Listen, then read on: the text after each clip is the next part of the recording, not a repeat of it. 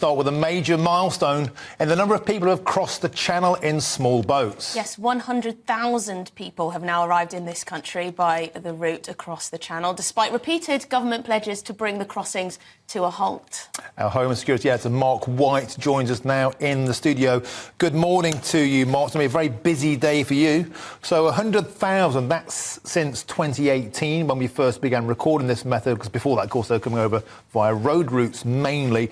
What's the significance of this landmark being reached, do you feel? Well, I think it's very significant because it is such a stark and heavy figure in terms of the number who have crossed. And there is no doubt this is an issue that has sparked a lot of debate and discussion around the country, because it's not just an issue that's felt on the Kent coast, it's felt right around the country as these people are housed in hotels. Oh, Mark, sorry. Apparently your mic is doing a little bit. Your mic's going a bit funny. We're going to sort that. So, just so people are clear about when these figures were recorded. So, we started recording these figures in 2018 because until then, mainly it had been hopping into the back of lorries, coming across via road, via the Channel, and that was all clamped down on with those barbed wire routes at Calais. And so then the criminal masterminds switched their modus operandi. We've got your sound back now, Bob. So we're talking about the significance of the 100,000 figure being breached. Yeah, it is significant. As I say, there is a national discussion anyway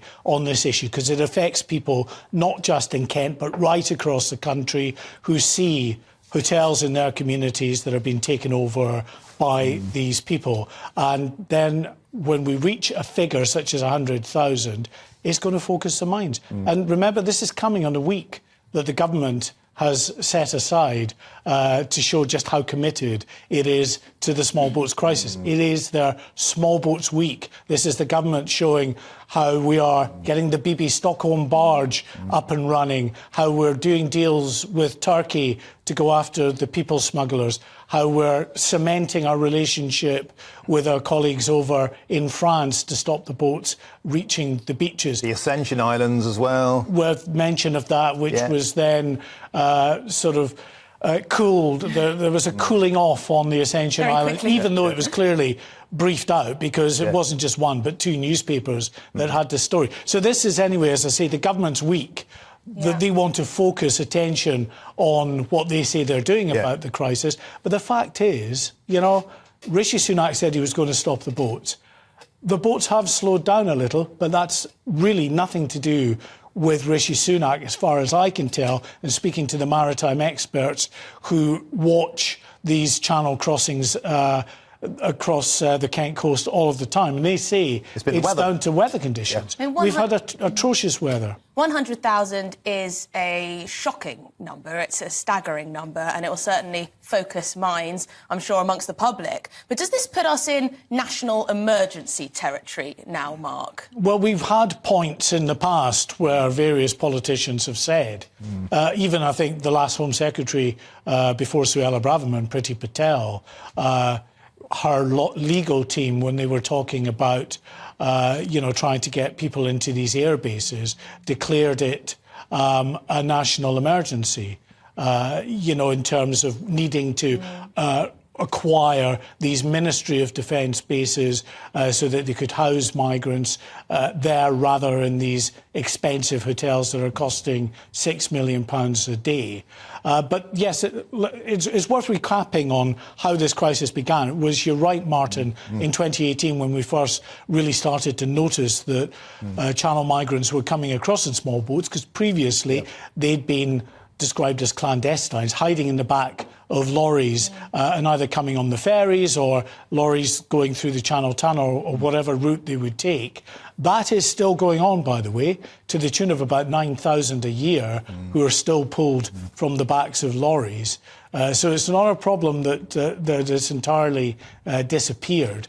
But in 2018, just under 300 people crossed the English Channel. And then we noticed the next year that figure was actually at about 1,800. It rose very significantly then, but then it just started to take off. It really accelerated. So we got in 2020 some 8,000 people who crossed. In 2021, it was 28,000, 28,500, I think. And then, of course, last year, that absolutely record-breaking figure of almost 46,000 who crossed. This is one of those things that people probably don't realise, maybe, is just how recent this phenomenon is. It really just did kick on from 2018, and the numbers have simply skyrocketed every year. Yeah, what it's shown is the kind of adaptive nature of the human traffickers. When you close down one route, they simply go to another. But Mark, the big question is, once again today, ticker tape announcement about leaving the ECHR.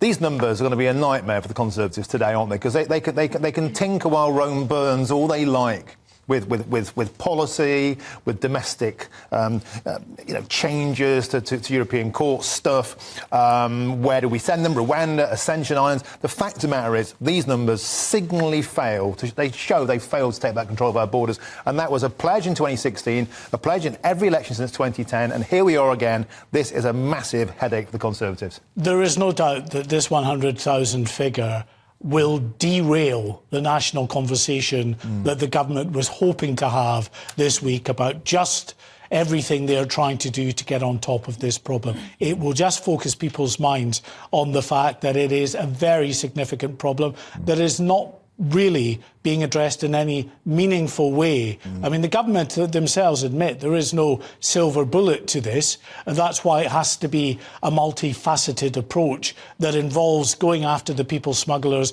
that involves giving £500 million to France, that involves dealing with them when they come across here, first in hotels, of course, but now the imperative to move away from hotels. It seems, a never-ending crisis. And already this year, we are now, with arrivals this morning, at 15,300 people who have crossed the Channel. And the only saving grace, really, for the government is the fact that, the weather has been so bad that they're able to say, we're about 10% down on what we were on this period last year. But that is to do with the weather. So, leaving the ECHR, which is what some Conservative MPs want to do, it's on the front page of the Telegraph this morning. So, leaving the ECHR, in your view, would not be the silver bullet that some people hope it would be? Well, I mean, leaving the ECHR, like the issue of bases, hotels, deals with France, they're all really symptoms of an inability of the government to actually stop the boats in the first place. It's dealing with the issue. Stopping the boats at source is what you really have to do. I mean, he could stop the boats tomorrow if Emmanuel Macron decided, yes, UK, any boats that come across to UK waters, you can take them on board your border force vessels, take them right back to our French ports, and we'll take them off your hands. That would stop the small boats crisis, because then you would break the people smugglers' business model. If they knew that every boat that came to the UK is immediately just going to be turned back, those migrants taken back to France. And it would do that, and it would potentially, of course, cause a bit of an issue for Emmanuel Macron, because then he's got all of these people that he's going to have to deal with. It becomes his problem. It's not in his interest. But it's already his problem, because these poor communities in Calais and in Dunkirk and Boulogne that have been blighted by hundreds of thousands of people over recent months and years who've come to the northwest corner of France to try to get across the Channel, they're all camped out around these towns and cities.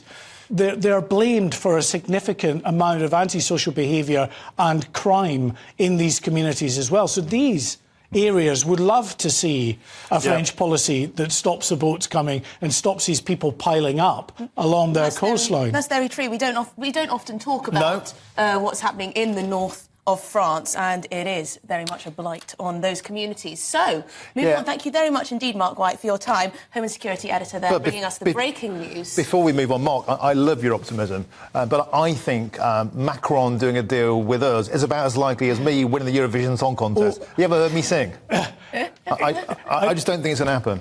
Please don't mistake what I was saying for optimism. I'm not at all optimistic. There is no way on earth that Emmanuel Macron is going to do this. I'm just saying if he did, That would just instantly break the people smugglers' business model. But yeah, there's no way on earth he's going to do it. Come on, Macron. You can do it. Dig deep. Anyway, thank you very much for your time, Mark White there.